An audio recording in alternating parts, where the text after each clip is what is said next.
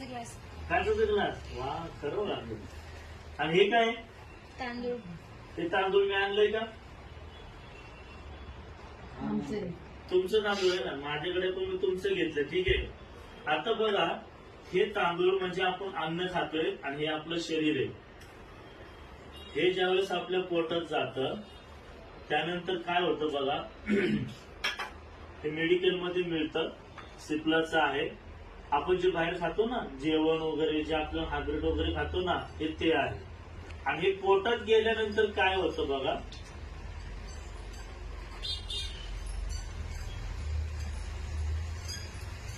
थोडंसं टाकतो, जास्त नाहीये. तेव्हा काय होतं,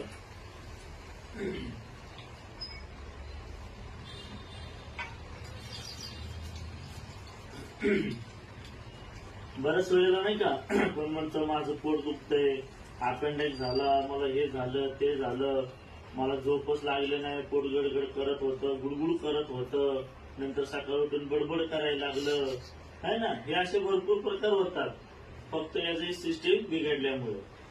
आतून आपलं शरीर हे असं झालेलं. हे काय मी बाहेरून आणलं, हे मेडिकलमध्ये मिळतं, तुम्ही आणू शकता, त्याच्यावर नाव आहे. सध्या परिस्थिती आपली अशी झालेली आहे त्या काळ्या तांदळासारखं.